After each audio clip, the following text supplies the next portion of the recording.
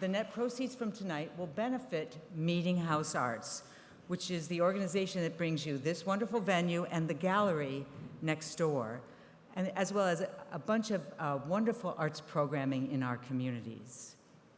We have 2 events left in our season. On October 10th, we're going to take on the serious subject of the referendum on public versus private ownership of the power company here in Maine. We're going to have Joe Cohen, who's a partner at Verrill Dana, and Al Cleveland, who's the campaign manager for Yes on Question 3, Pine Tree Power. This is going to be a free ticketed event for the community, and it's right here in Meeting House Arts. And rounding out the season, we're really, really happy to bring back on our stage here on November 16th, Dr. Nirav Shah, who's coming from the CDC in Atlanta, to talk to us about the effect of climate change on global public health. We're going to have ticket costs and availability up on our website, freeportspeech.org, very soon. And we also have going up very soon the video recording of our last event last month, which was 3 former Maine college presidents talking about the recent Supreme Court decision on affirmative action in college admissions. As always, I want to thank our seasoned supporters. They're listed on our website and on our program, I believe. We can't do this without you.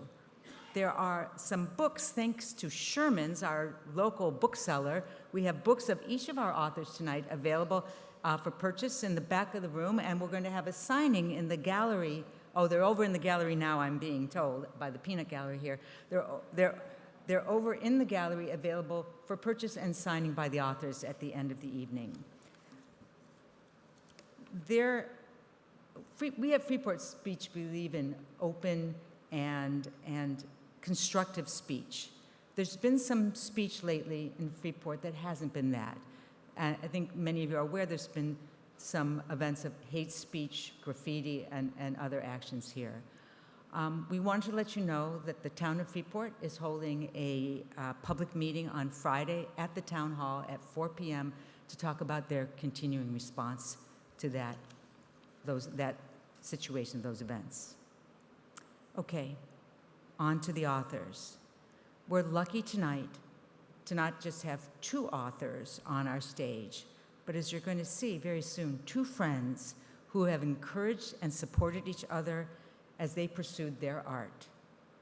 Introducing the authors this evening is Liza Bakewell. She's not just an accomplished anthropologist, professor, author, and adventurer, but she's a dear friend of mine who has shared her creativity and imagination with me as we raised our children in this community over the last 20 years. So please welcome Liza Bakewell, Lily King, and Susan Conley.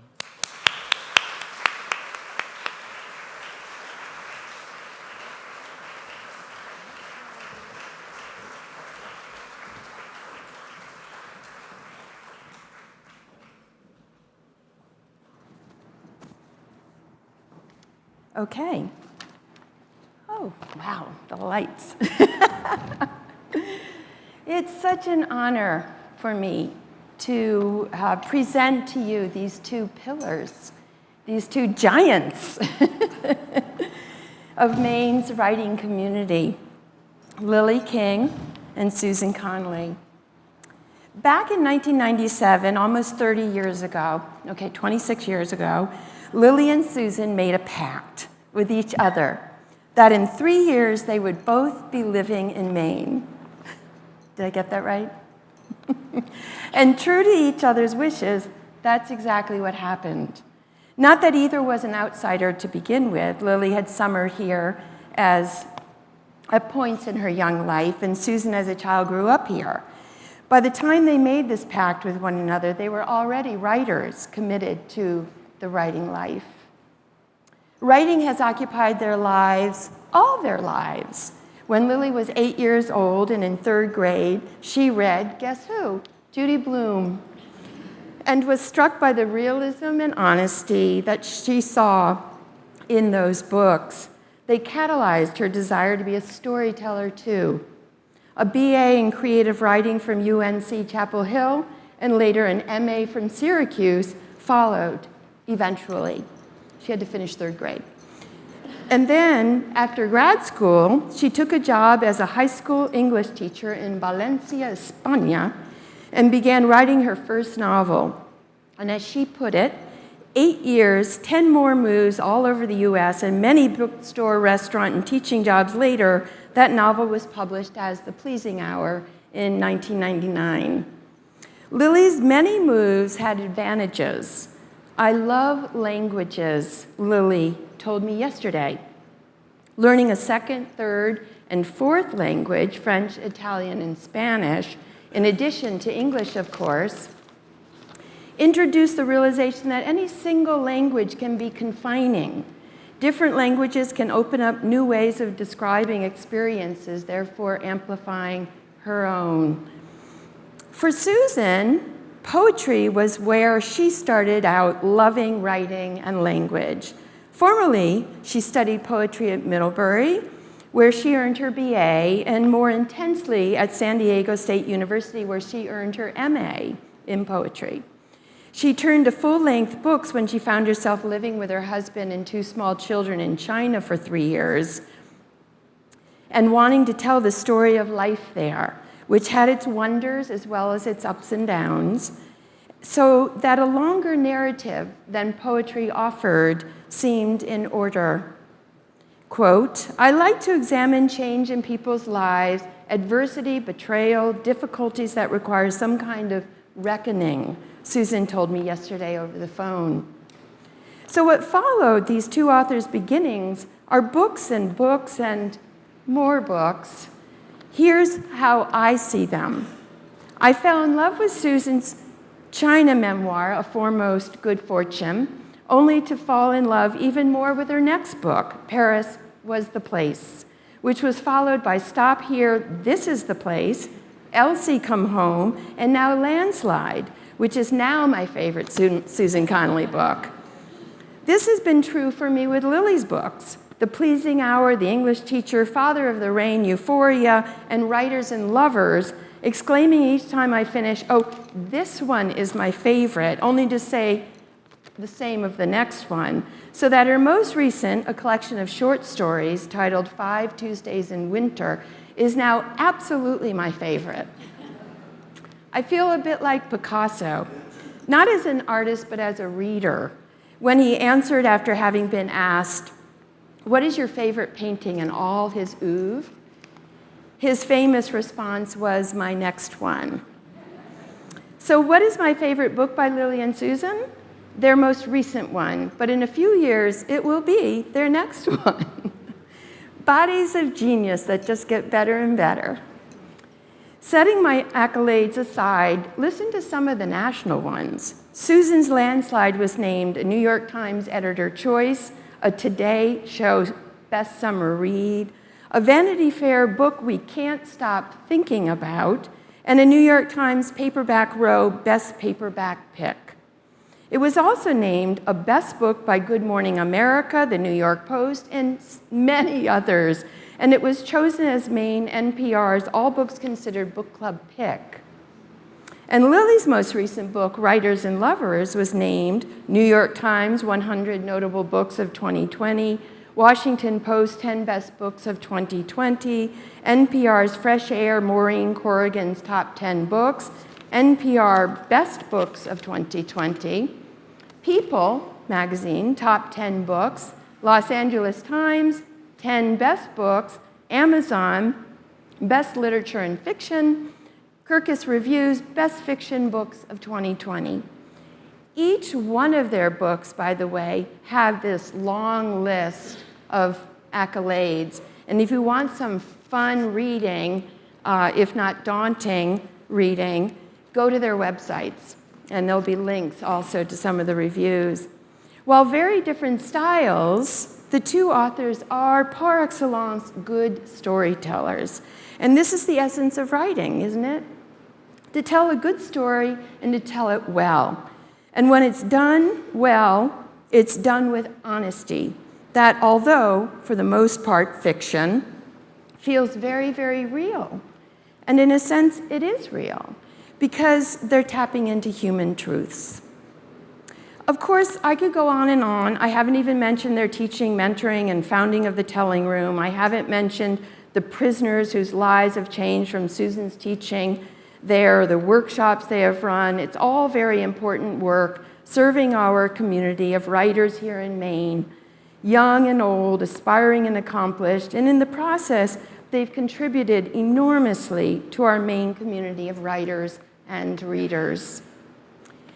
I'm going to close with a quick anecdote, and it concerns an exhibit that I did with Carrie Michaels, who's here in the audience, photographer, writer, published author from Freeport. And it was an exhibit that was a collection of quotes by Maine women writers. We were invited by the University of New England Art Gallery here in Portland to exhibit 50 of the quotes from a book we had edited of 100 quotes. And so we letterpress printed a quote, then we enlarged one of Carrie's photographs and then framed the two together. And we had 50 of these. And as we were trying to figure out where to put them in this large gallery space, I had put the quote by Susan and Lily together in the first room, but I thought the power of their quotes might be better served by distributing them separately in different rooms. But as I walked around with Susan's quote, trying to find another place, it never really fit in. It just seemed to want to be next to Lily's. And so at the opening in January of 2015, I mentioned this to Lily, and she said to me, the quote from Susan, which came from a poem Susan had written, was in fact a poem written for Lily's wedding.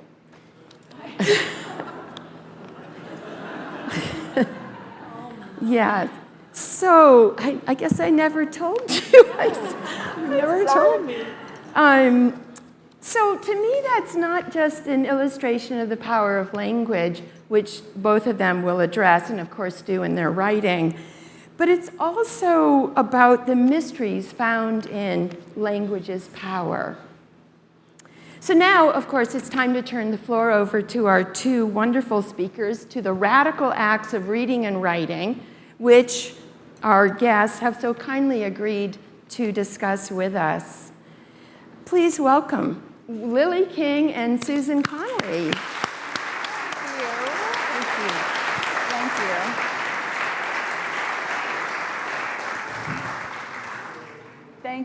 Thank you so much, Liza. That was really, really lovely.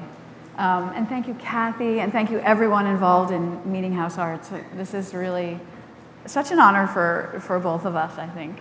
And it's so great we're so Portland focused, you know, so it's really great to come up to Freeport and see new people, new faces. There's actually people out there that I haven't seen before, which is very exciting. It's a stunning, stunning place. I know, it really I'm is. just so excited to be here. The acoustics seem really good too. Wow. Well, we have been reading and writing together for a very long time. We actually met in Boston when we were both before children. And we were asked by a friend of ours to be a part of her, start a book club with her. And I thought that I was starting the book club with our friend Electa, and Susan thought she was starting the book club with Electa. So it was very funny. Years later, we found out that actually we were each kind of co-founders of the book club, and we'd been kind of bamboozled. But we became fast friends, and then we did indeed make a pact to move to Maine because we were both yearning to move to Maine. And then we started a writers group together, and here we are. Here we are. So I thought I would start it out by just starting with the intersection between reading and writing. And I think reading is one thing when you're a reader, and reading is another thing when you're writing a novel. You know, reading takes on, there's some writers who say, I cannot read fiction when I'm writing fiction. And I need fiction desperately, but I'm voraciously hungry to read when I'm writing a novel, but also just an incredibly picky eater. Like nothing satisfies, everything is not right, and I'm looking for a particular thing and I don't even know what it is. And I'm wondering if you have that same just kind of strange relationship with reading and with books when you're writing a novel. It's a rhetorical question. She knows the answer. That's just the beauty of getting to talk together for all these decades. Yes, I do. And, you know, this word keeps coming up for me, which is tonal quality. I've shifted to the word vibe, too, which is very, 1970s. But a book could have a vibe, it could have a tonal quality, and I'm looking for that when I'm reading as a writer. And we were very aware of the title of tonight's talk, the radical act of writing and reading. And, we won't pay too much attention to that title, and yet it kind of echoed in my head when I was thinking of questions for you and thinking of things to talk about, and kind of really just honoring that, in fact, it is radical at times to pay attention and read and write and get really quiet and pay really close attention. So it's tonal for me. Can you Yes. elaborate about Yeah. what do you mean by tonal, and can you give, and what kind of tone are you searching for? And it must vary from book to book. Right. So what one might need if one were, perhaps, in their next novel, writing a road trip novel set in France with two very, very close friends, one of whom has committed a small act of betrayal, one might want some eviscerating dialogue and sort of very high stakes set in a foreign country. So what if I didn't get my hands on The Marriage Portrait by Maggie O'Farrell last spring, and I don't think I could stop talking about that book. It's set in Italy in the 1550s, and it just fed everything I needed a novel to do. And it had nothing to do with a novel set in France in 2023 between two friends, and yet it had everything. So it's extremely tight dialogue, and then it's just enormous sensory pleasure, right? Yeah. And tone. Like, you could tell that Maggie O'Farrell had such delight at times writing it, right? Interesting. Yeah.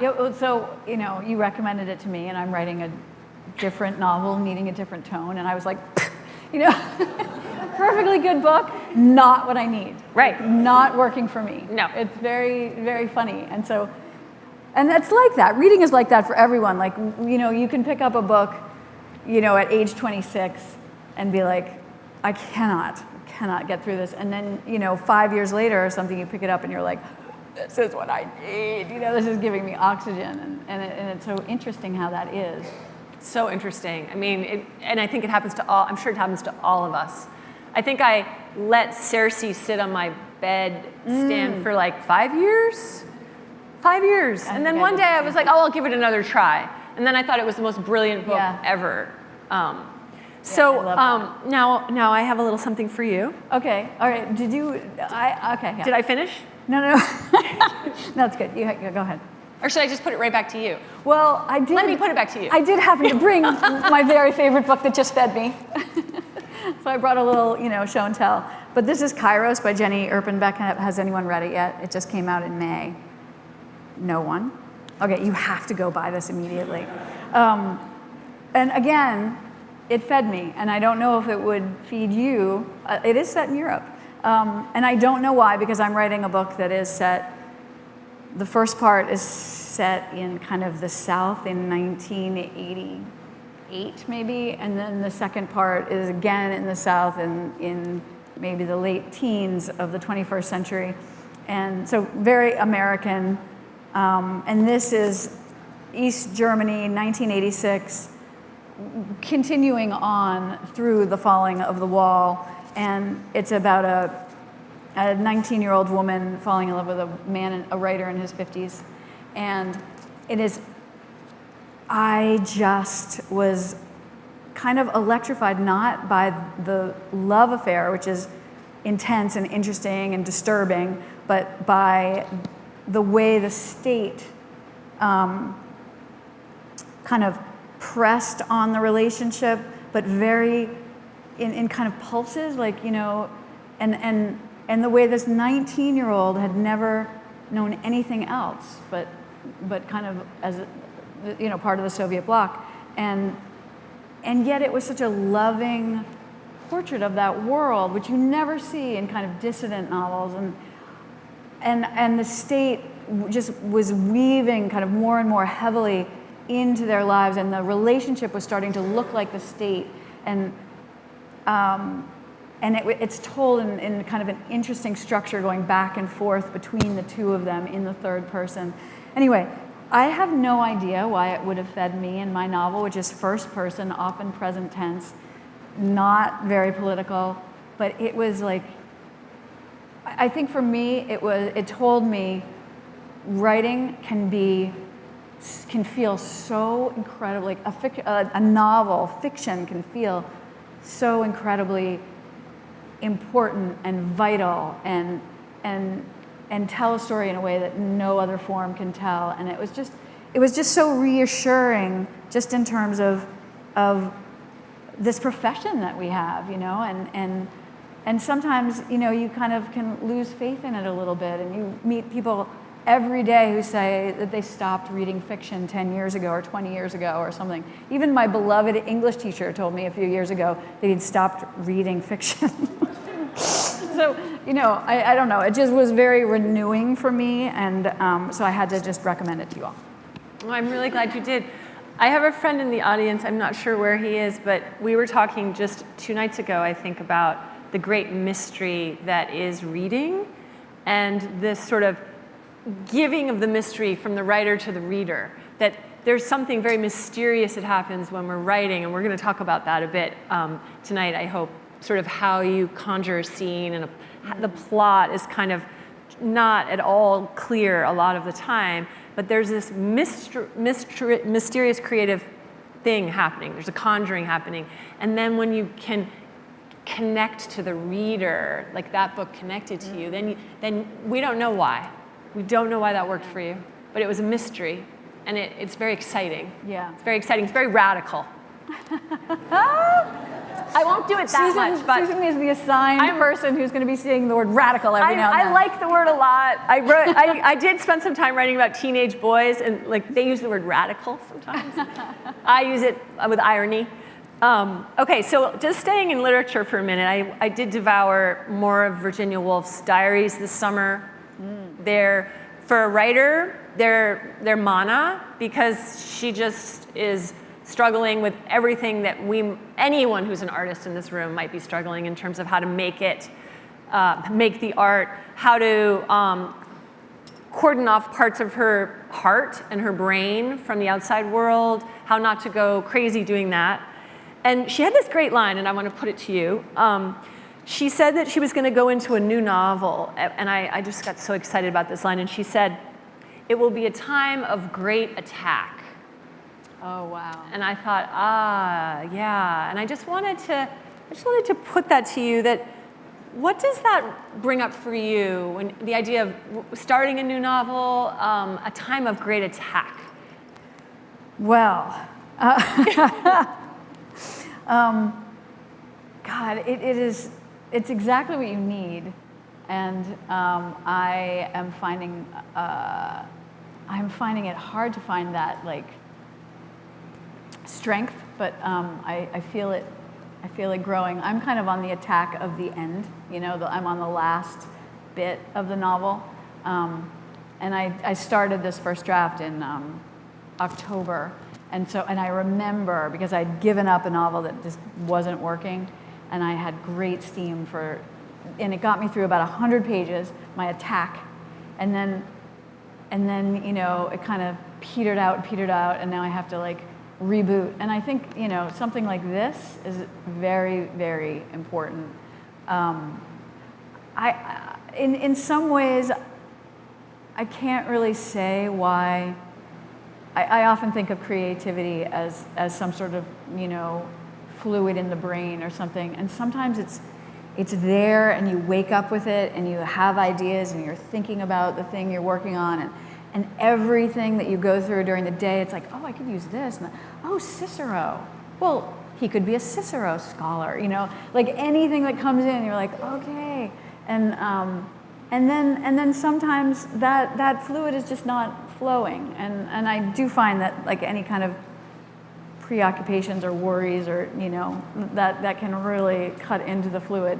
But I think you have to, the attack is really you know, cordoning off that time, as we're always talking about, and just understanding that no matter where you are in the book, you still have to be incredibly disciplined. And discipline never happens naturally. Like, I can have a great day and I'll think, oh, you know, I don't have to tell myself to be disciplined tomorrow because look what happened today. And then the day's gone. Like, you just, you know, it takes so much energy to attack. Yeah, what did it mean to you? All of that, and I find that writing is such a combination of the heart and the mind. So it's the ideas. So all of that, get to the desk, be disciplined, and then, oh wait, this sort of amalgamation of emotional curiosity, right? And then weaving in some lucidity about the ideas themselves. And it really is, you have to have your full, it has to be a time of great attack. Yeah. It just really does work, doesn't it? Yeah. That phrase. Yeah. But Yeah. I think the thing that, and I don't know, you know, I imagine there may be writers in the audience and or people who would like to try something out. And I do think, I mean, I say this a million times, and sorry if you've heard this, but the focusing on getting the critic out of the room, you know? I think the attack can be really undermined by the critical voice that tells you you can't write, you're not doing it right, that's a terrible sentence, you know, bad imagery, you know, go downstairs and eat some more food, you know, have lunch, even though you already had lunch. You know, like, I do think the critic is just, and the sooner you notice when the critic is intervening, the better chance you have of getting the critic out. Such a good point. And I, whenever I teach, I just try to get my students aware of that voice so that you don't have to listen to it anymore. I always say, let's keep the critic in Newfoundland. For some reason, I've been very big on Newfoundland. Just keep the critic in Newfoundland. I've been on a bit of a self-imposed writing retreat, and Lily and I actually do a lot of writing retreats together where we go into places in the woods and such. But this time I stayed at home, and I would roam my home looking for more chocolate, looking for, should I have more tea? What should I have? And it was not quite right, I have to say. It was not good to be in my home having this retreat. But it was still very revelatory, I have to say. Oh, it's my turn. Oh, okay. I was going to ask you if your relationship with reading has changed over the years. And also, kind of along with that, what was your relationship like with reading as a child? And then go from there. We've never talked about this before. No, I know, that was a new question. I lived in books. I grew up in the woods in Woolwich. I'm fourth generation mid-coast Maine. And I took a 40-minute bus ride to school. And I would listen, I was just a storyteller in my head. And then I had this extraordinary 6th grade teacher, Brian Hatch. And he said after recess we would have free writing time, and I could write anything I wanted every day for about an hour. After recess, I mean, could it have gotten any better? So I did, and I wrote all these stories, and it was just, and then he would read to us. He would read, I remember he read, was it Cujo? He did. He read Cujo to us. I think we were in 6th grade, and we were just like, our jaws were just, we were rapt. We were rapt. Every day he would read. I mean, he and I are still in touch. He knows how important he is to me. He was that person. I read like a writer now. I mean, that's not surprising. I'm always I'm always a little sad when I might be working with a graduate student or someone else who's doing a project and they don't read like a writer, and I have to teach them how to sort of do it, and once you do it, you can't really stop. Describe what's reading like a writer. You are reading for a certain musicality of the line and pace and structure, and you're seeing behind the curtain, right? You are absolutely seeing what Oz is doing behind the curtain, and you can't not look. But when it's done so well, right? Yeah. But I was going to ask you, can you still lose yourself in a book? Like, even though you're so conscious of the... I can. If it's good. Can you? Yes. I think there's there can be a moment where I'm just like completely swept away. But I'm still I am swept away because this, you know? I know. Not always, but I am aware of that, but it's kind of in a great way. Yeah. You know? Yeah. I agree. Okay. So we talk a lot, Lily and I, about honesty. Radical honesty. I didn't even mean to use that word. I mean, I actually didn't, because it's what is called for in writing. And that's not just in memoir. I mean, I have written a very personal memoir, and I had to be very honest, but I have to be just as honest in my fiction.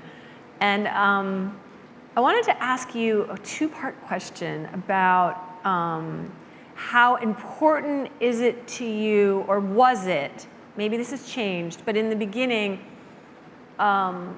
we would have these conversations about how autobiographical some of the work might be, and there was a fear. And how honest can we be? And how can we push through that fear to be radically honest? So I wanted to ask you how you do that, and if you welcome that vulnerability. If you know feeling vulnerable sometimes when you're writing might be a good sign. I wondered about that. Yeah, it's interesting because I recently had this Zoom interview, and the woman asked me, don't you feel so exposed, you know, because I had said that Writers and Lovers, you know, I definitely pulled some of my own experiences to use in that book. And she said, don't you feel so exposed? Isn't it just an awful feeling to have a book come out and, you know, you've said those things? And I thought that was so interesting because I definitely feel exposed while I'm writing it, just because I'm kind of exposing it to myself first. Like, there's a lot of things that I don't know about until they come up on the page. And so I see it and I'm aware of it, and I don't know, I think the exposure kind of comes from, I don't know if people will understand it. Am I speaking a language that people will get? Am I talking about an emotion that other people have had before, or will they think this character is just an absolute freak, that kind of thing. But when the book comes out and there are readers and they come up to me and they say, I had this experience too, or, you know, I can't believe you wrote about this. This is, you know, and it's incredibly empowering. Like, it is the opposite of exposing. It just feels like it's connective, and you have this community of people who've been through this, and I don't know. I don't know that people, when they are, I mean, I know that this is a big reason, the critic and people not wanting to write about people they know, or like people, you know, people who are like people they know, or their experiences they've had, because they don't want to hurt anybody, and they don't want to, you know, and I think that they don't realize how truly empowering it is to take pieces, you know, whole pieces if you're writing a memoir, or small pieces, and work with that. And it just, it can't really be a bad thing if you do it really honestly and you say your own truths, you know? How do you feel about it?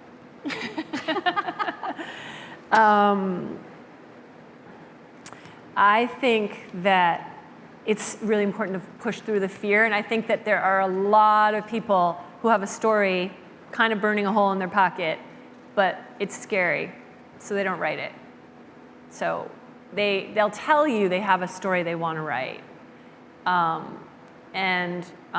always say, just write it, and then we'll worry about the rest later. Like, why not try it? And then there's always ways to make the story work and to protect what might need to be protected later. But it kind of really does get back to probably the intention a little bit around the title tonight is, you know, when you're in the presence of honesty, it's very exciting, and it might be a little rarer these days, and sort of great attention. And it is a little bit writer to reader, and this gets at another thing I was talking about with my friend the other night. It's that melding of consciousness. Suddenly you're having a consciousness melding while you're reading, and it's so exciting. Yeah. That's what's happening, right, to your readers. It's so exciting. Yeah, yeah. I'm going to ask you one question, and then I think maybe we'll do a little reading. Okay. Was the 6th grade Brian Hatch writing, was that the first creative writing you'd ever done? What was the very first piece of creative writing that you can remember doing? Oh my God, Lily, you've never asked me this. I can't imagine. No, I'm sure I wrote things before. Yeah. I know I did. Yeah. I went through a very, very heavy song lyric phase. Oh, right. Very heavy. Just writing the lyrics out, right, on pieces of paper, maybe putting them on the wall. Yeah. But other people's lyrics. Yeah, I literally think my 10th grade English teacher at Morse High let me do like a whole project on the poetry of Bruce Springsteen. And it was really awesome. Oh, it was that's really great. cool. Yeah. Yeah. Interesting. The poetry, yeah. Okay. All right. I'll read. Lily thought it would be a good idea if we did a little bit of reading, and so it challenged me to find a place in this novel where reading is occurring in honor of our night tonight. Reading and writing. So this is a scene in a cabin on an island in Maine where the teenage boys are waiting for their father to return from a hospital where he's a fisherman and he's been in an accident, and they're reading. And I will say that I have two teenage boys, and that the boys in this novel are borrowed, but they're also very much amalgamations of my two. And that's something that we might end up talking about a little bit too, is a way to kind of not bring the facts in necessarily, but all kinds of emotional truth to a story. So, but I will say that in this exact passage that I'm reading, there is if one of my sons were here, he would either cry or laugh. So the LeBron jersey is so big on him, it's like a dress. And I have to work hard not to smile at his skinny legs. This is a boy, he's like 15. He asks if I want to do a reader, which is short for Archer Family Reading Hour, which he named 3 years ago. It's a way to say he'd like to read with me without having to say he'd like to read with me. A sweet leftover from when he was young that he hasn't let go of. I follow him back to my bedroom and take the left side of the bed near the door. Sam takes Kit's side near the window. That's his father. Talking is against the rules in A Reader. You just read. I've started a book about Robert Scott's doomed trip to the South Pole, written by a crew member who found Scott's dead body. Sam is reading The Hunger Games again. I think it's his 3rd time, and he says he finds this story soothing, though what this says about his anxiety, I almost don't want to know. We made him wait until he was 12 before we gave it to him, and Kit read it first to see if it was okay. He reported that he saw no way we could keep it from him. It's hard to keep anything from Sam. He's always in our business.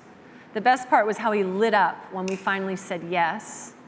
Every few minutes now, he laughs at something in the book and takes some barbecue potato chips from the bag he's brought. Charlie comes in and lies down on top of us. He's the older brother. And we can't move. We stay like this for several minutes, sort of suffocating. Then Charlie starts reading the book with Sam, turning the pages for him. In profile, Charlie looks even more like his father, same square jaw and eyebrows so thick and dark you'd think they're pretend. How would you choose to die, Sam asks his brother. Early in the war, or would you walk into the woods and die later? Sam, I say, please. I'm feeling jumpy about Robert Scott's chances at the South Pole. His crew is exhausted. Do we really have to talk about death? The woods, Charlie says, ignoring me. I'd walk into the woods. Then he buries his head in my shoulder. I can't tell if this is an expression of spontaneous emotion or if his nose just itches. I don't care. I don't move. Charlie smells like toast and something sugary that must be new hair gel. Me too, Sam says. I'd choose to die in the woods. Charlie thinks it's crowded in the bed now, and he climbs out and stands at the window and looks at the ocean. It's like you and Dad are divorced or something, he says. He's been gone so long. It's not like that at all, I say, but my heartbeat ticks up because I can feel how big Kit's absence is. I close my book and tell the boys they can leave Maine when they grow up, but they can never go to the South Pole. It's too dangerous. I forbid it. They both assure me that they won't travel to the South Pole. Sam goes so far as to say that he's reluctantly taking the South Pole off his bucket list. I know he doesn't have a bucket list. I stare out the window and I see Kit far at sea with no one to save him. He is someone who would go to the South Pole. He has never been afraid of the ocean. When this gets too scary to think about, I climb out of bed. Some of the potato chips spill on the sheet.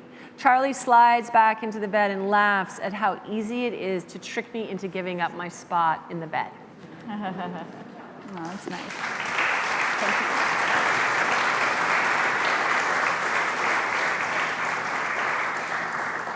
So great. I'm just going to read this little interview scene, very short. And the main character's name is Casey, and she's a mess, an absolute mess. She's trying to write her first novel. She's working in a restaurant, and she's miserable, and she finally gets fired. And because she has so much anxiety, she's really not managing very well. And she has a lump under her arm, and she can't see the oncologist for several months, and she has 2 boyfriends, and she's very confused which one to choose. So, of course, what does she do? She interviews for a high school English teaching position. And she, can barely get out of the car and get to the interview, and then she's met by one person, and then she's let in to meet with the head of school. And so this is this scene.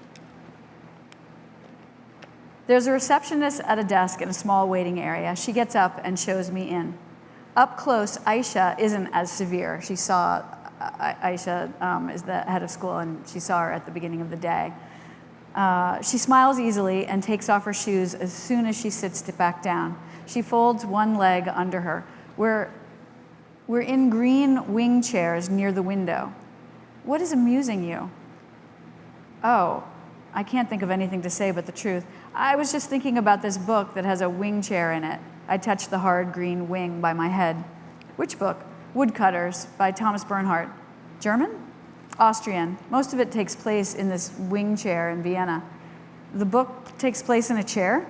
The narrator has gone to what he calls an artistic dinner at the house of old friends who disillusioned him when he was younger. He hasn't seen them in 30 years, and he sits in this chair by the door and ruminates about them and their artistic dinners. There are no chapters or paragraphs. It's just his thoughts, which are punctuated by the phrase, "as I sat in my wing chair." It's a refrain, "as I sat in my wing chair," many times on a page. He's there because a mutual friend committed suicide, and they've just been to her funeral. And it's really a book about art and becoming an artist and all the way it ruins people, actually. How did it ruin her, the friend who committed suicide? I like the way she seems truly interested in this fictional world, as if it matters, as if she had all the time for it before she starts grilling me about my teaching background. According to the narrator, I said, she started out as an actress and a dancer, but she met a tapestry artist and married him and channeled all her dreams of artistic greatness and international fame into him. He who would never have pursued it without her driving him on, and she succeeded. As he became more and more renowned, she became more and more miserable, and yet he was actually her work of art. So she kept having to work at it, and eventually she self-destructs. At least that's what I think it's about as I sit in my wing chair. She has been smiling the whole time, which makes it hard to stop talking. And talking about characters in books is exciting and soothing to me at the same time. Have you always been such an enthusiastic reader? Not really. I liked reading, but I was picky about books. I think the enthusiasm came when I started writing. Then I understood how hard it is to recreate in words what you see and feel in your head. That's what I love about Bernhard in the book. He manages to simulate consciousness. And it's contagious because while you're reading it, it rubs off on you and your mind starts working like that for a while. I love that. That reverberation for me is what is most important about literature, not themes or symbols or the rest of that crap they teach in high school. She laughs hard. Honestly, I forgot briefly why we were having this conversation. How would you do it differently in your English class? I think about this. I would want kids to talk and write about how the book makes them feel, what it reminded them of, if it changed their thoughts about anything. I'd have them keep a journal and I'd have them free write after they read each assignment. What did this make you think about? That's what I'd want to know. I think you could get some really original ideas that way, not the old regurgitated ones like man versus nature. Just shoot me if I ever assign anyone an essay about man versus nature. Questions like that are designed to pull you completely out of the story. Why would you want to pull kids out of the story? You want to push them further in so they can feel everything the author tried so hard to create for them. Like Cujo. But don't you think there are larger issues the author is trying to explore? Yes, but they shouldn't be given primacy over or even separated from the experience of the story itself. An author is trying to give you an immersive adventure. I throw out my hands, and I think this startles her. She shifts away from me. The only trouble with your pedagogy is that our students have to sit for the SAT and the AP, and they would have to have some familiarity with those literary devices. I nod. Of course. It's over, I think, in my wing chair. So, thank you.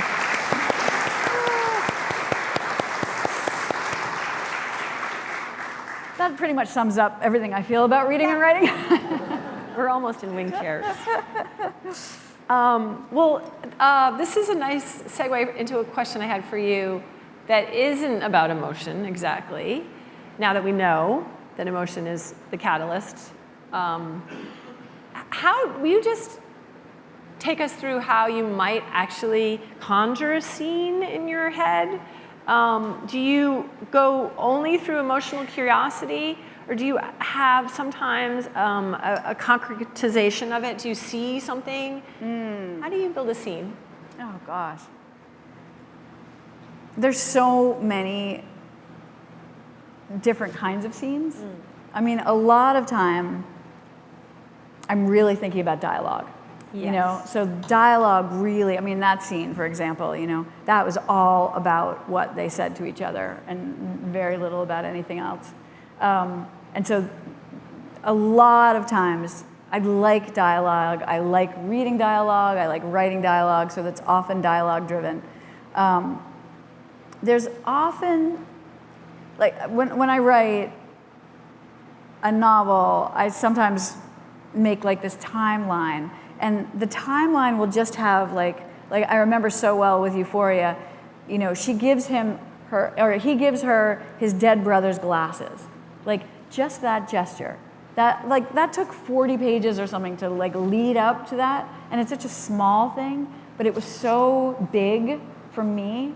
It was such a, you know, her husband had knocked off her glasses when he was hitting her, And so for him to give her a new pair of glasses, they're like in Papua New Guinea, in 1931, she wasn't going to get another pair.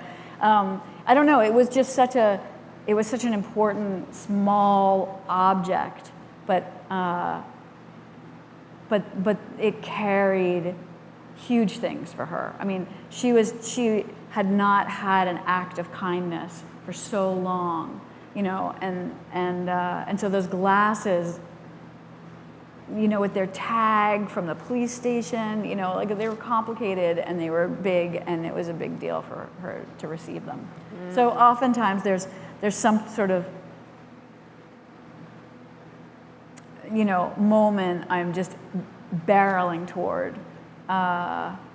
It really never has anything to do with like scene setting, like creating an atmosphere, or the atmosphere, I do it, but it's not what interests me. Like there really are writers who will write about the weather for a page. Like I cannot do that. I try to get like maybe 2 sentences out of that, but I'm just not. That's not really where I live in kind of expository description. What about you? You knew it. You knew it was coming. That's too easy. What about you? I had another question. I had another question for her, which it's uncanny, that was going to be about dialogue. So, I mean, you took us right to dialogue, and I just love dialogue too. I just love it. And I think it's exciting when people are talking. Yeah. People are talking. And then when they're talking honestly. So this latest novel I've been working on, it is a highly, highly dialogue-driven novel. Because then people get to have a full modulation of human emotion. I mean, that's what I love, is they can be happy and then they can be sad, because these people right now for me are pretty much stuck in a car in the mountains of France. And they are going to do some serious reckoning because they're stuck in the car together for a really long time. But also dialogue, yes, the honesty, but also the withholding. And the way people hide themselves and things around the dialogue, and I love that. I love the tension that the dialogue can create, because people are usually not straightforward right away. It takes some unearthing, and that's really fun to play with. So fun.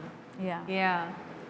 I was going to ask you, just for the possible writers or people who are thinking about writing something, about beginnings and about, you teach a lot, and I'm wondering, how do you think of beginnings, and how do you, if you had somebody who came to you and said, I have this story, I feel it, it seems to be like coming out of me, but I don't know how to start. What do you say to them?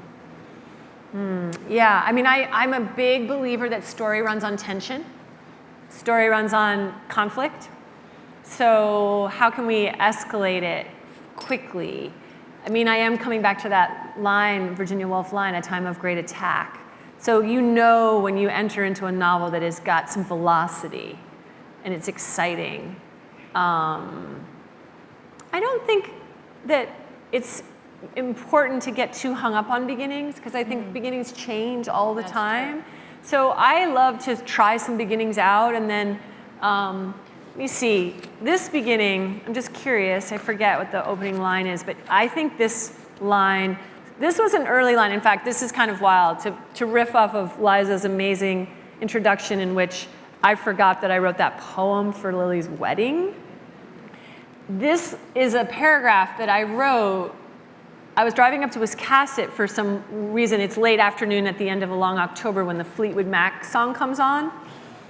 And I remember I pulled over and I called you. Yeah. And I said, I think I got it. I think I got the opening. I think this is it, and one of the boys is about to say something really snarky to his mom about Stevie Nicks. Because we have a joke in my family growing up that you cannot go a day in Maine without listening to a Fleetwood Mac song on the radio. I dare you.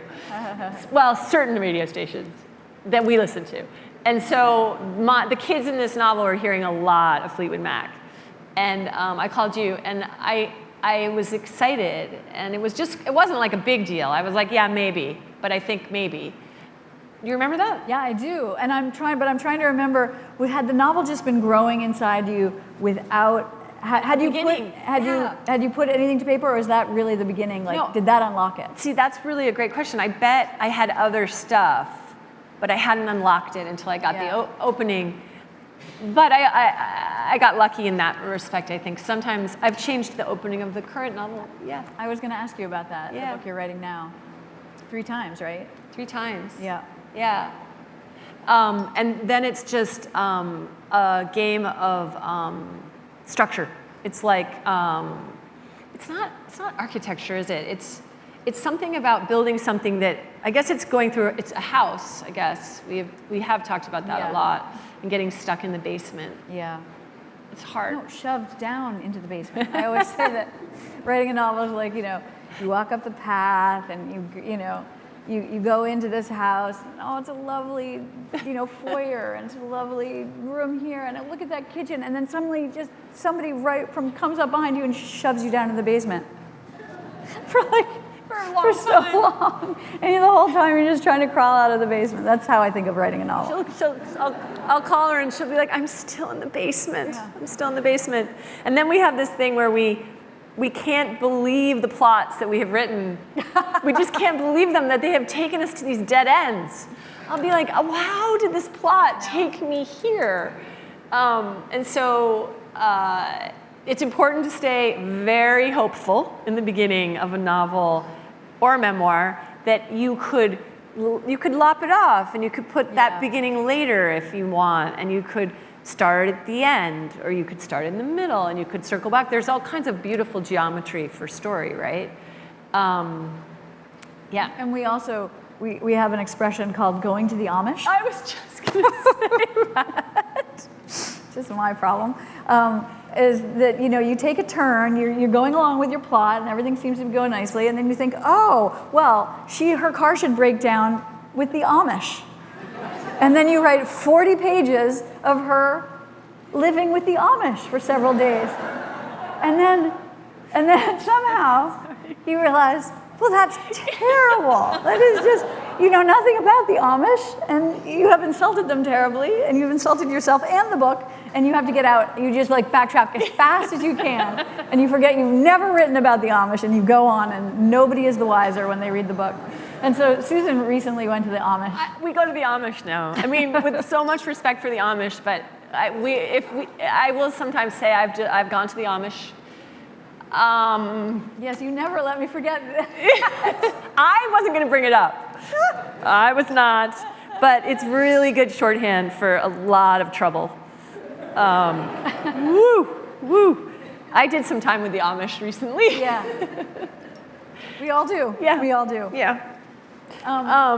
Okay. We probably only have time for, and then we're going to do some questions. Okay.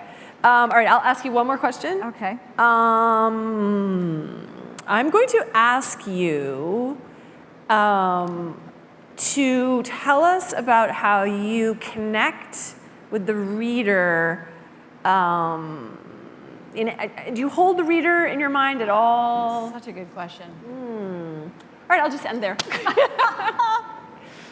I'm so curious to know if you do.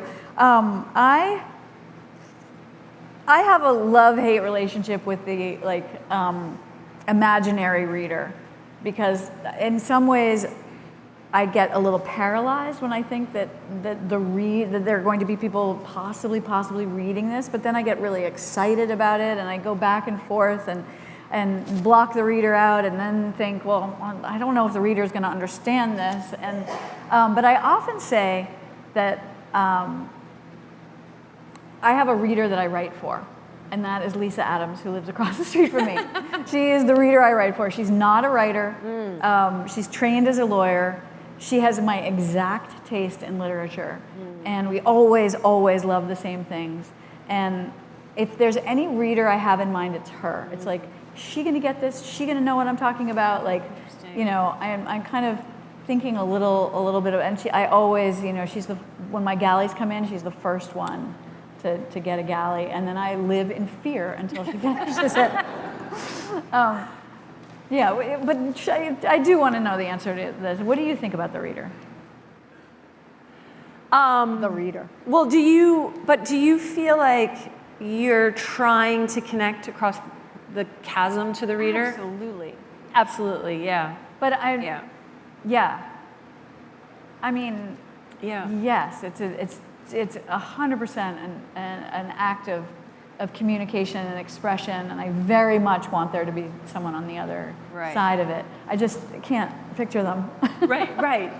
I mean, I think that word generosity comes up, and we use that sometimes in writing, right? That if you are generous in the truest sense of the word, if you've given the reader enough to eat and drink and some good music and some humor, and then you can do the hard, because you can't just do hard, then they might stay with you. They might connect. Right. I remember in the last, I don't know, you maybe can tell me, like I read something about giving the reader pleasure, you know, and that was such an interesting, and also giving the characters pleasure. Yeah. And I think it's when I was writing this, and it was just like, kind of, you know, she was just one hard thing after the next, and then it was just so fun to have some pleasure in there and really enjoy it, you know. Right.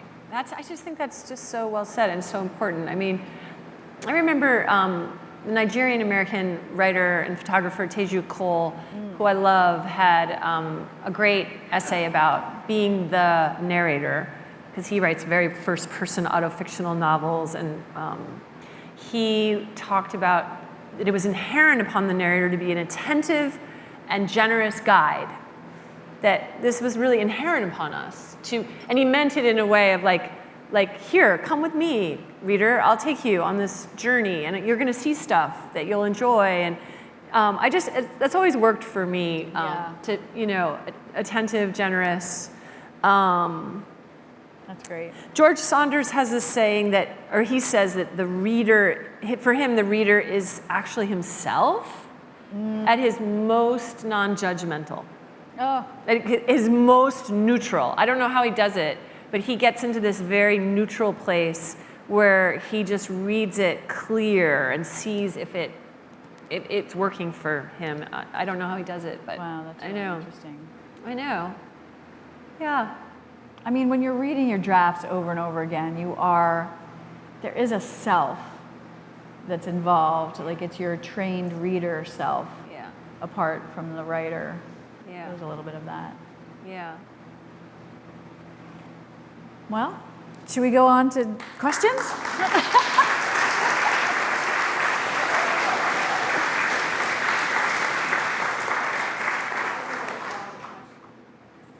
Hello. Hi.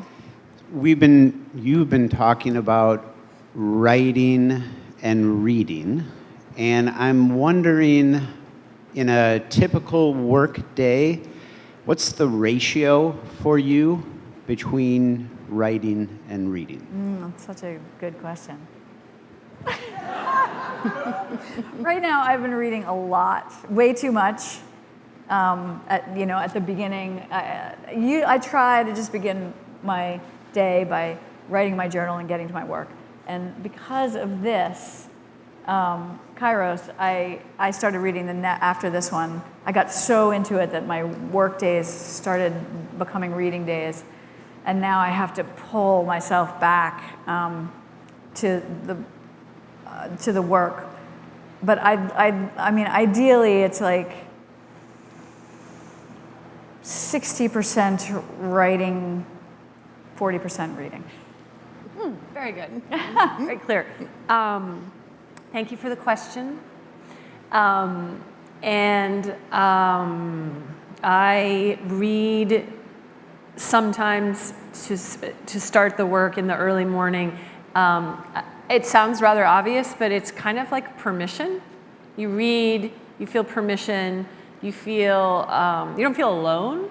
Writing is a very solitary thing, as we all know. And so that gets back to being very careful about what you read. Because I want to be so inspired by what I'm reading that I literally have to throw it down to start writing because it's so exciting. Yeah, and poetry can do that. I mean, poetry can just, blow your socks off, right? And we haven't talked a lot about language in here tonight, but I mean, the electricity of a good line, right? And a beautiful, beautiful distilled description. Sometimes that's all I need to remember, it's radical. Oh, yeah. People do this, like words change lives. Stories change lives, right? Yeah. Thank you. Woman in the front. Hi, I'd like to talk about place. I'm trying to think how I can connect this to the reading and writing. So I'm going to say I've read Landslide, and Paris was the place. And I've read Euphoria and Writers and Lovers. And when I read Landslide, I got it at the Dairy Queen. I knew exactly where the location was. Paris was the place. I've only been to once. And I was fascinated by, you were ahead of the curve when you were talking about the asylum seekers and that very serious strain and the emotional aspect of being in a foreign city for these asylum seekers. Euphoria, far, far away, but Writers and Lovers, Boston, the restaurant, I could identify the restaurant. It was clear.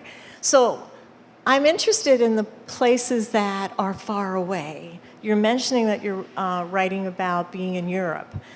And if I go back to Euphoria, do you have to be in the place? How do you create that place if it's far from where you live?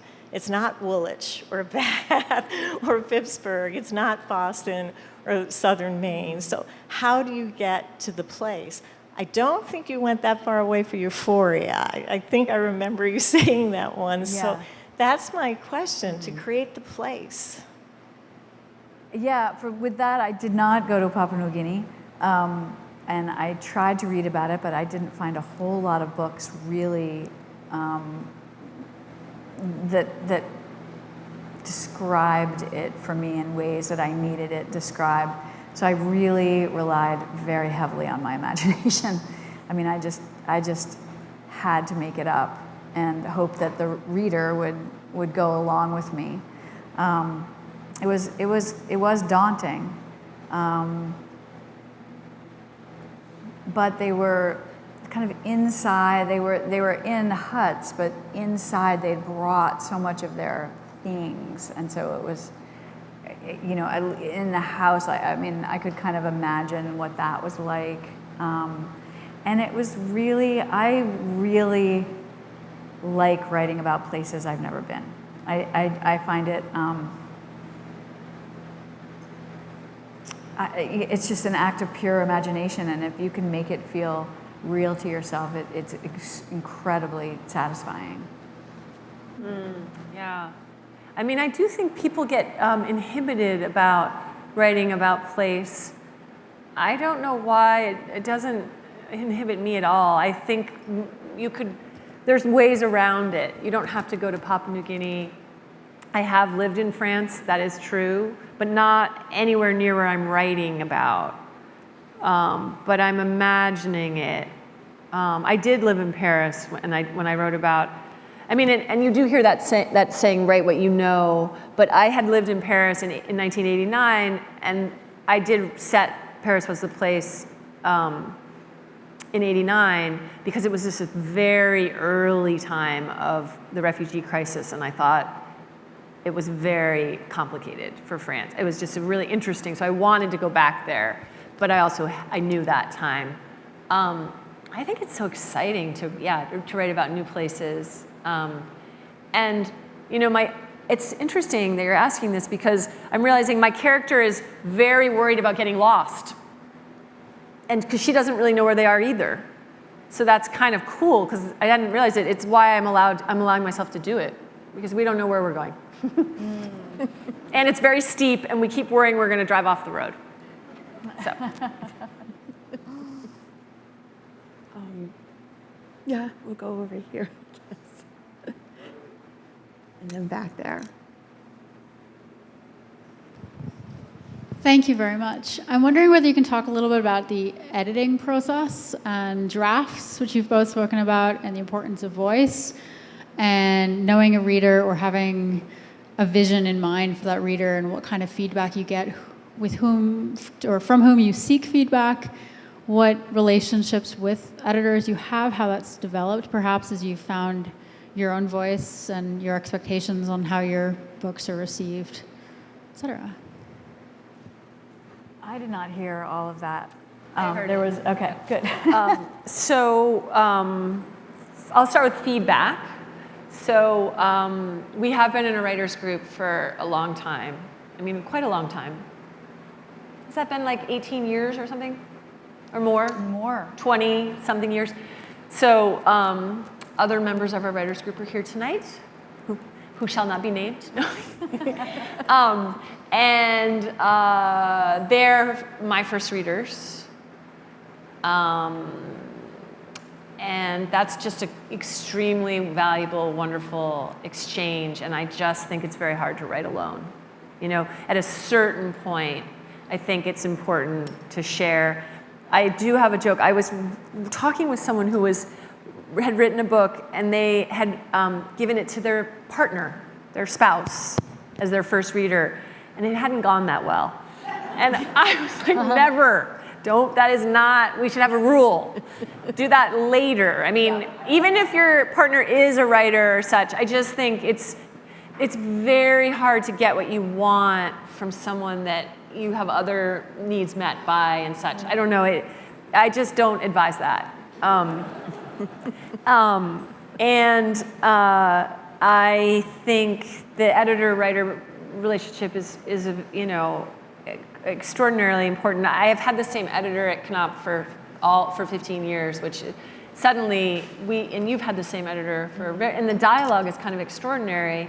And all I'll say about that to close is, at Writers Group, I think it was last night at Writers Group, but now I might be hallucinating. I may be making this up.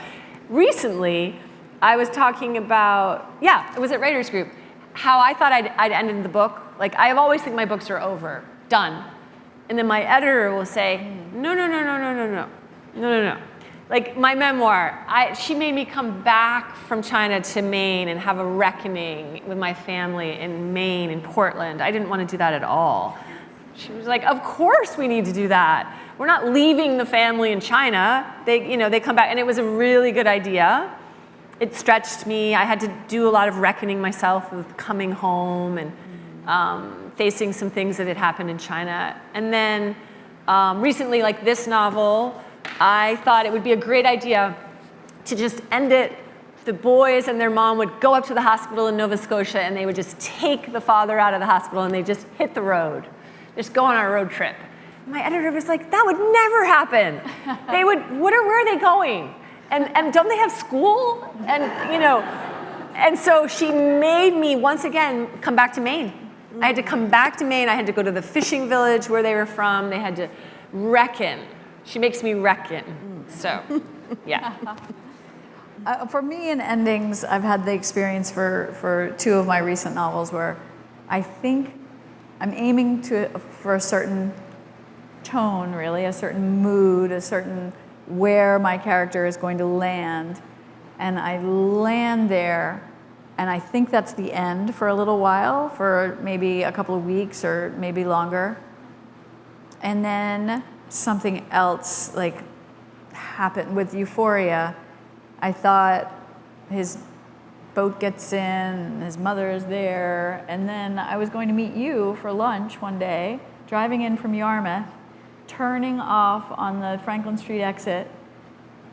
I think I had just texted, I don't know if I texted or called and said I was going to be late.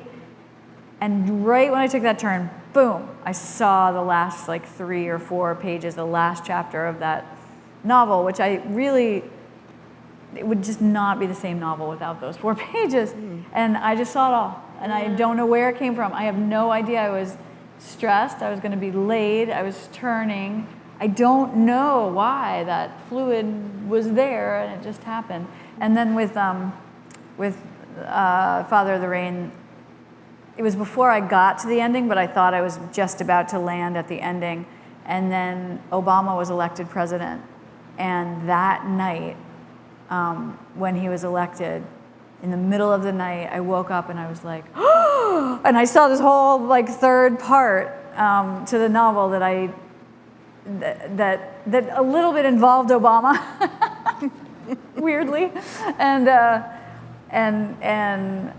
I was a little bit like, I was so happy, and I felt like, if I get Obama, then she can have blankety blank, you know? It was literally, it was like, let's just give everybody pleasure. Let's just, I mean, you know. So, and then I do give my husband, he is my first reader. So, but he is not, you know, I remember when he read Euphoria, it was on a plane, and we were not seated together, and we got off the plane, and he looked at me and he was like, riveting.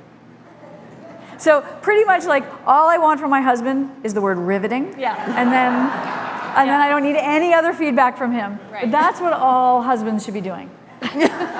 Riveting. About everything, really. Yeah, right. Exactly. Yep. Oh, last question. Oh gosh. Well, I'll go with this. I'm sorry, this woman here with. Oh, hello. You know, I never really thought about this until tonight, but I'm going to talk about as just being a reader. And for me, reading is a safe space. It's a place of escapism, dealing with anxiety, a truly boring job. And so this idea of just getting lost, you know, just getting lost in a story and needing that on a daily basis. And it isn't something I would say as a reader that I've ever thought about it from the other side that you've been talking about, which is it is your work. And I'm 46 and that just clicked for me. Like, this is a job for you? Because I always just sort of thought that, you know, wow, there are these magical people and they just get to come up with this stuff, and who are they and what are their minds like? They must be fascinating. And how much of the, I guess, writing process to you is escapism for you? Is it you being able to be in charge of this sort of fantasy world or fantasy story, and then how much of that is work versus sort of escapism for you? Wow, that's a really interesting question to close out on. All right, I'll go. Okay. You go. You can close us out. And you can just say the word radical one more time. There's no question that I think I was drawn to writing because I wanted some sort of control of my world, you know, when I was a kid, really, and particularly in high school when I started writing fiction. But you know, there was just so much I wasn't able to control as a child, and there was just chaos all around me, and I know that it was a place where I could make things happen that weren't happening in my life, in all kinds of ways, and it was I think it was soothing, you know, and it's still. I think there's still a draw in that way. I mean, I'm not a particularly controlling person, and I don't feel like I'm a very controlling writer. Like I don't have a tight kind of outline, and it's not kind of locked in like that. It's much more sort of intuitive. But at the same time, I think it's a place that I can go where I feel safe, and even though it does feel kind of perilous at the same time because you just don't know how long you're going to be in the basement. But I do think there is very much an escapism, but that also involves kind of an unearthing and an interrogation of what's really happening in me, and kind of connecting with that in a way that I can't connect to it in any other way.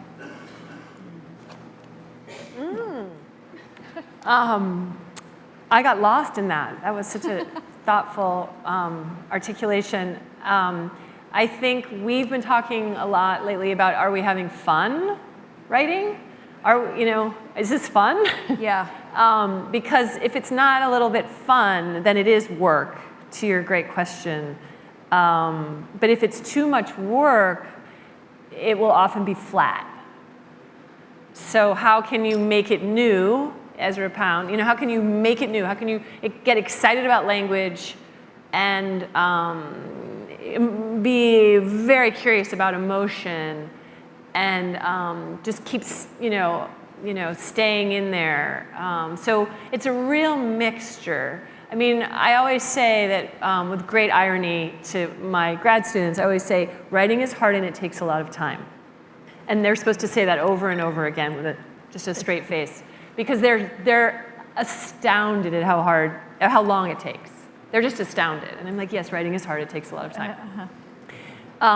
But I think that it has to have moments of great pleasure too, and maybe that's part of why we want all that. We want the sensory, and we want joy, and we want delight on the page. Mm-hmm. And when our characters do something that makes us excited or laugh or cry, yeah, that's great. It's really exciting. But it's definitely a modulation, right? Always. Yeah. Yeah. And then that takes us full circle to that word. I mean, the discipline that is called upon to get to the desk. Yeah, the radical discipline it takes to get to the desk. Thank you. Thank you.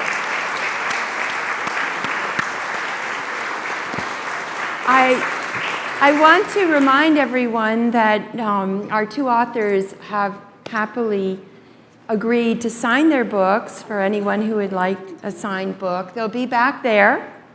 We'll open these doors, and we hope many of you will make your way over. And for those of you who were unable to ask that last question, maybe you can sneak it in when you see them. Thank you. Thank you so much. Thank you.